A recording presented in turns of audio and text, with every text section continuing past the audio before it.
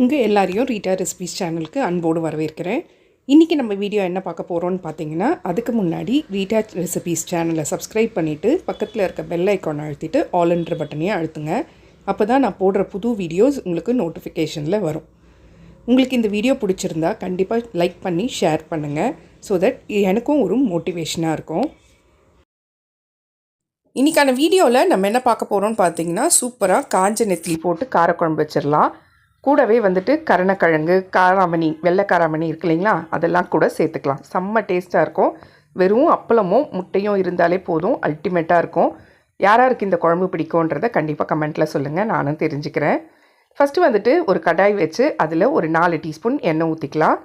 எண்ணெய் நல்லா சூடானோன்னா ஒரு அரை டீஸ்பூன் கடுகு, அரை டீஸ்பூன் வெந்தயம் சேர்த்துட்டு அது நல்லா பொரியட்டும். அதுக்கப்புறம் ஒரு கப்பு சின்ன வெங்காயம் சேர்த்துக்கங்க. சேர்த்துட்டு கூடவே கருவேப்பிலை, ஒரு கைப்பிடி அளவு கருவேப்பிலை சேர்த்துட்டு ஒரு 10 பல் பூண்டு சேர்த்துக்கங்க. இதை எல்லாத்தையுமே சேர்த்துட்டு நல்லா ஒன்று போல் வதக்கி விட்டுருங்க ஒரு 2 நிமிஷத்துக்கு. வெங்காயம் லைட்டாக கலர் மாறினோடனே ஒரு 2 தக்காளி கட் பண்ணி வச்சுருக்கேன், அதையும் நம்ம சேர்த்துக்கலாம். மீடியம் சைஸ் தக்காளி ஒரு 2 தக்காளி எடுத்துக்கோங்க. நல்லா பழுத்த தக்காளி எடுத்துக்கிட்டிங்கன்னா இன்னும் நல்லா டேஸ்ட்டாக இருக்கும். ஸோ 2 தக்காளி எடுத்துக்கிட்டு அதையும் நல்லா கட் பண்ணி சேர்த்துட்டு தக்காளி நல்லா கூழாகிற வரைக்கும் வதக்கி விட்டுருங்க.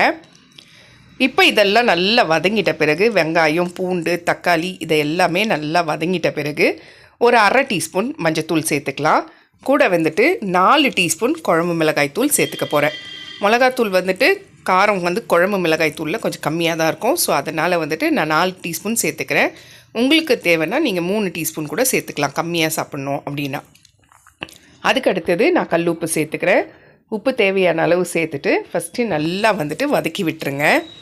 எண்ணெய் நல்லா பிரிஞ்சு வரும். ஒரு 2 நிமிஷத்துக்கு அந்த மசாலா ஓடியே அந்த வெங்காயம் தக்காளியை வதங்கும் போது நல்லா எண்ணெய் பிரிஞ்சு வரும். அந்த டைமில் நம்ம காராமணி சேர்த்துக்கலாம். நான் இன்றைக்கி வெள்ளை காராமணியை ஒரு 20 நிமிஷத்துக்கு முன்னாடியே தண்ணியில் ஊற வச்சிட்டேன். ஸோ அது நம்ம ஆட் பண்ணிவிட்டு அதையும் சேர்த்து ஃபஸ்ட்டு நல்லா வதக்கி எடுத்துக்கலாம். அதுக்கப்புறம் கருணக்கிழங்கை தண்ணியில் போட்டு வச்சுருக்கேன், அதையும் சேர்த்துக்கலாம். ஸோ இதை எல்லாத்தையுமே ஃபஸ்ட்டு நல்லா சேர்த்துட்டு இதை ஒரு 5 மினிட்ஸ்க்கு நம்ம நல்லா வதக்கி விட போகிறோம். வதக்க தான் காய் நல்லா வேகும், அதே மாதிரி டேஸ்ட்டு நல்லா வரும்.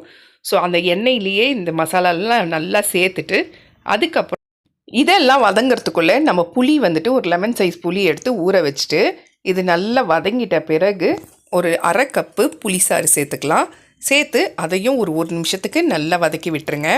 வதக்கி விட்டுட்ட பிறகு ஒரு 2 கப்பு தண்ணி ஊற்றி நல்லா ஒன்று போல் குழம்ப கூட்டி விட்டுருங்க. இப்போ உப்பு காரம் செக் பண்ணிக்கோங்க. உப்பு கம்மியாக இருந்துச்சு மாதிரி தெரிஞ்சதுன்னா கொஞ்சம் ஆட் பண்ணிக்கோங்க. இப்போ மீடியம் ஃப்ளேமில் வச்சுட்டு ஒரு 15 நிமிஷத்துலேருந்து 20 நிமிஷம் வரைக்கும் நல்லா குழம்ப கொதிக்க விடுங்க. எண்ணெய்லாம் பிரிஞ்சு வரும். அதே மாதிரி காயும் சரி காராமணியும் சரி நல்லா வெந்திருக்கணும். அந்த வரைக்கும் நல்லா ஃபஸ்ட்டு நம்ம குழம்ப கொதிக்க வச்சுக்கலாம். இப்போ நம்ம நெத்திலி, ட்ரை நெத்திலி, காஞ்ச நெத்திலியை தலையெல்லாம் கிள்ளிட்டு அது உள்ளே இருக்கிற அழுக்கெல்லாம் எடுத்துகிட்டு அதை ஒரு 5 வாட்டி நல்லா வாஷ் பண்ணிவிட்டு அதுக்கப்புறம் நம்ம குழம்புல ஆட் பண்ணிக்கலாம். குழம்புல ஆட் பண்ணிவிட்டு நல்லா ஒரு லைட்டாக ஒரு மிக்ஸ் கொடுத்து விட்டுருங்க. கொடுத்து விட்டுட்டு ஒரு 2 நிமிஷத்துக்கு மறுபடியும் தட்டு போட்டு மூடி நல்லா கொதிக்க வச்சுருங்க. ஸோ நெத்திலியும் நல்லா சாஃப்டாக வெந்துடும். அவ்வளோதான். இப்போ லாஸ்ட்டாக கொத்தமல்லி போட்டு இறக்கிடுங்க. அவ்வளோதான். சூப்பரான செம்ம டேஸ்ட்டாக காராமணி, கருணக்கிழங்கு, நெத்திலி போட்டு குழம்பு ரெடி ஆயிடுச்சு. ட்ரை பண்ணி பார்த்துட்டு எப்படி இருந்துச்சுன்னு கமெண்ட்டில் கண்டிப்பாக சொல்லுங்கள். நம்மளோட குவாலிட்டி ப்ராடக்ட்ஸில் நலங்கு மாவு சேல்ஸ் பண்ணிகிட்ருக்கோன்றது உங்கள் எல்லாருக்கும் தெரியும். நிறைய கஸ்டமர்ஸ் எங்கிட்ட வாங்கி சிஸ்டர் சூப்பராக இருக்குது நலங்கு மாவு அப்படின்னு சொல்லிட்டு ரிப்பீட்டடாக வாங்கினவங்க நிறைய பேர். அதுக்கடுத்ததாக சியக்காய் தூள், செம்பருத்தி தூள், அடுத்தது மருதாணி தூள், ஆம்லா பவுட்ரு எல்லாமே நம்ம ரெடி பண்ணி சேல்ஸ் பண்ணிகிட்ருந்தோம், தலைமுடிக்கும் முகத்துக்கும். இதுவும் நல்ல ஒரு சேல்ஸு, நல்ல ஒரு ரீச் கொடுத்தது கஸ்டமருக்கு. அடுத்ததாக நம்ம செஞ்சது சோப்பு ரெடி பண்ணோம். சோப்பில் குப்பமேனி சோப்பு, துளசி சோப்பு, நலங்கு மாவு சோப்பு, மஞ்சள் சோப்புன்ட்டு சோப்புலேயே ஒரு 5-6 வெரைட்டி ரெடி பண்ணி அதையும் சேல்ஸ் போட்டோம். எல்லாமே நல்ல ஒரு லாங் லாஸ்டிங்காக இருக்குது, நல்ல ஒரு ஃப்ராக்ரன்ஸ் இருக்குது அப்படின்னு சொல்லி நிறைய கஸ்டமர்ஸ் வாங்க ஆரம்பித்தாங்க. இப்போ நம்ம லான்ச் பண்ணியிருக்கிறது என்னதுன்னு பார்த்தீங்கன்னா ஹேர் ஆயில் தான், குவாலிட்டி ஹேர் ஆயில். இதில் 12 விதமான பொருட்கள் நம்ம சேர்த்துருக்கோம். துளசி, கற்பூரவல்லி, அடுத்தது மருதாணி, செம்பருத்தி இலைன்ட்டு 12 பொருட்கள் சேர்த்துருக்கோம். செக்கில் ஆட்டின தேங்காய் எண்ணெயை வச்சு தான் நம்ம இந்த ஏர் ஆயிலை ரெடி பண்ணிகிட்ருக்கோம். ஸோ இங்கே இருக்கிற ப்ராடக்ட்ஸில் எது வேணும்னாலும் மேலே இருக்க நம்பருக்கு வாட்ஸ்அப் பண்ணுங்கள். இன்னொரு விஷயம் சொல்லணுன்னா, கண்டிப்பாக உங்கள் சப்போர்ட் இல்லாமல், உங்களோட பிளெஸ்ஸிங்ஸ் இல்லாமல் இந்த அளவுக்கு எங்களால் வந்திருக்க முடியாது. ஸோ இந்த ஏர் ஆயிலுக்கும் உங்களோட சப்போர்ட்டையும் அன்பையும் எனக்கு கொடுப்பீங்கன்னு நான் நம்புகிறேன். இந்த வீடியோ எப்படி இருந்துச்சுன்னு கண்டிப்பாக கமெண்ட் பண்ணுங்கள். ஸோ நம்மளுக்கு இன்னொரு சேனலும் இருக்குது. அது வந்துட்டு ஃபுல்லாக கார்டனிங் சம்மந்தப்பட்ட சேனல். அந்த சேனலோட பேர் வந்துட்டு குவாலிட்டி நர்சரி கார்டன்.